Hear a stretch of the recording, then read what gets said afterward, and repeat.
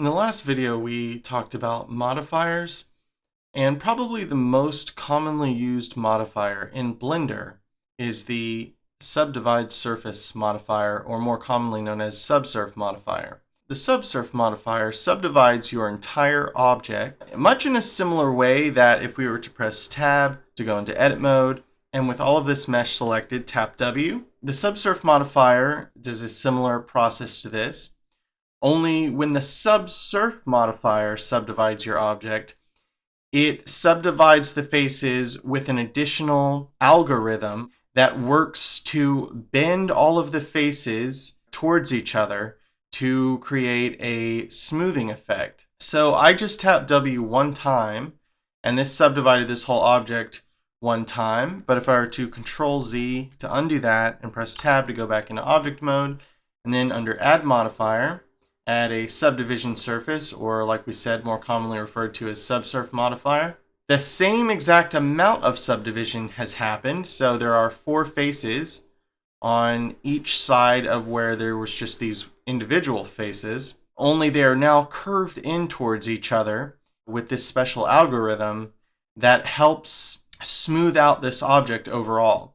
And right now, it's not immediately obvious the advantages to that, but when we start dealing with more complex mesh objects, you'll see how really cool that is, especially in combination with face smoothing, which we also talked about in a previous video. So if I were to press T to bring up my tool shelf and property shelf and press our smooth button here, we now get even more smoothing in addition to this subsurface modifier being added to this cube. We talked about these top buttons up here. These are buttons that we can use to hide the effects of our modifier, whatever it happens to be. So the little camera icon, this will hide the effect of this modifier. If we go to render, if we for some reason don't want a particular object's modifier's effects turned on. And then of course this will hide the effect of this modifier here in the 3D view. So you see when we hide the effect of this, all we have is the smooth shading left on here. So we can click that to turn back on the visibility of this modifier's effect on this object. And then of course this keeps the visibility of this modifier on in edit mode, and this button here turns on cage editing, which treats the mesh as though we had applied this modifier when we're in edit mode without actually applying it. And the point of that of course is to make it easier to actually work with the mesh. So then we have apply, which if we were to press that, it would permanently change the mesh of this object. So if I press tab to go into edit mode, we can still see the original mesh shape of the object, because without the visibility of this modifier on, this is really what this object still looks like. But if we were to press apply, then the mesh would permanently conform to the effects of the Subsurf modifier. And so this copy button, this will just duplicate whatever modifier you happen to be using. So if I were to press copy here, this just basically adds another Subsurf modifier with the exact same settings as that one. And sometimes this is useful when you're working with modifiers, because what you can do is hide the effect of one of them and then tweak something on this one and then go back and forth between your different tweaks. So keep that in mind, but I'm going to go ahead and click the X to delete that modifier. And so basically Catmull Clark is the version of this that we talked about has this special algorithm to bend these faces. And I'll go ahead and turn the visibility of this modifier back on so we can see.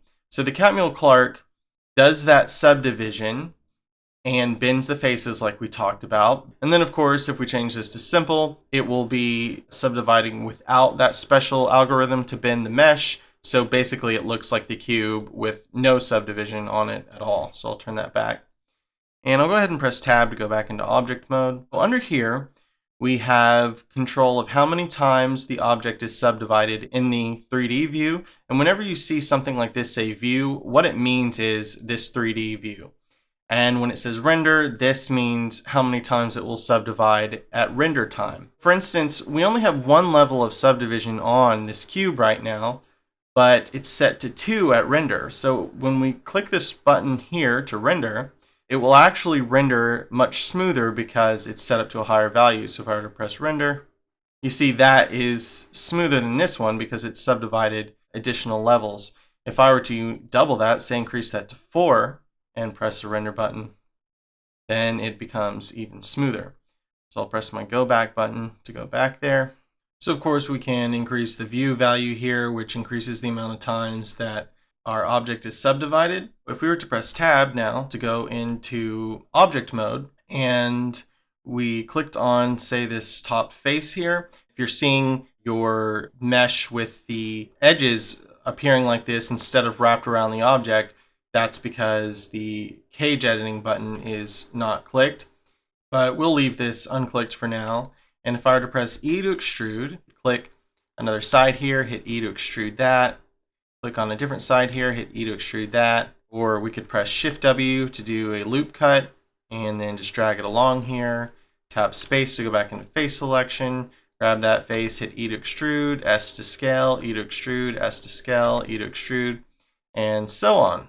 So the act of adding a subsurf modifier to an object, and then also if I press tab to go back into object mode, turning on smooth shading for that object is so common that we have a hotkey we like to use to do this task. And so if I press X to delete this object here and press Shift A and under mesh add another cube, we could come over here to add modifier, select subdivision surface, increase the values, and then also press smooth, or we can just tap W. So tapping W once on an object adds a subsurf modifier and smooth shading. And if you keep tapping W, it won't add more subsurf modifiers. It will instead increase the view and render values for you. So you can just keep tapping on the W key to get an object as smooth as you want. For instance, we could double right click over here, add a torus shape, maybe press S to scale it up a bit. And we could add a subsurf modifier and smooth shading by just tapping W and then tap W a few more times to get this as smooth as we want. Obviously, the more subdivisions you're adding by tapping W, the more faces you're adding to your scene, and the harder your hardware, your computer, is going to have to work to keep up. So for instance, we now have 38,000 faces in this scene with just this cube and this torus shape with their subdivision levels. So if I decrease the view level of the subdivisions here on this torus, we go from, let's see, what was it, 38,000 to only 10,000. So far, we've been using these subsurf modifiers on these really simple shapes, but what can the subsurf modifier do for us on an already well-developed mesh? So to find out, I'm going to tap A and then X to delete everything, press Shift A, and under mesh, add a monkey. Then let's press S to scale this monkey head up. If we tap W once, immediately we get this amazing looking smoothing. If we tap it 2 more times, we get a really smooth, high quality looking character head here. This is the potentiality of the subsurf modifier when working with a well-developed mesh.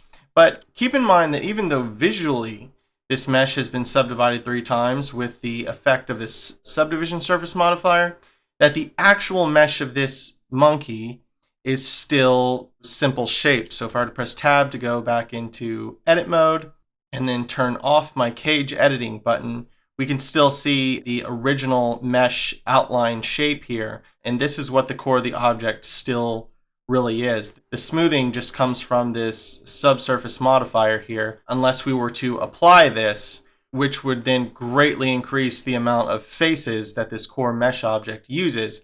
And in many cases in Blender, we really don't want that. We don't want an object with really unmanageable high amount of mesh faces to work with. For instance, if I wanted to adjust the top of this monkey's head, I could shift select these top 4 faces here, maybe hit G to grab, middle mouse to constrain, or press S to scale or do something like that. So for a simple task like that, wanting to adjust the top of that head wasn't too bad. Just had to click on 4 faces, do some transformations, whatever. But if we were to apply this subsurface modifier, so if I were to press tab to go back into object mode, because you have to be in object mode to apply these, and so if I were to press apply, now when we press tab to go into edit mode, this subsurface modifier has been applied to the core mesh object here. And so if we didn't have that selected and we wanted to do the same kind of adjustments, it would suck because we would have to select a lot more things, be a lot more precise. It's just a lot harder to control, and it's a lot harder to manage not only editing and changing your objects, but in the future when we get into tasks involving, our whole scene and things like that, it becomes really unmanageable. So subsurface modifiers make things look really good, but keep the core mesh at a small, manageable level. And we'll also learn about why that's really important when we get into texture painting and materials and things like that, to have the mesh at a nice, manageable level.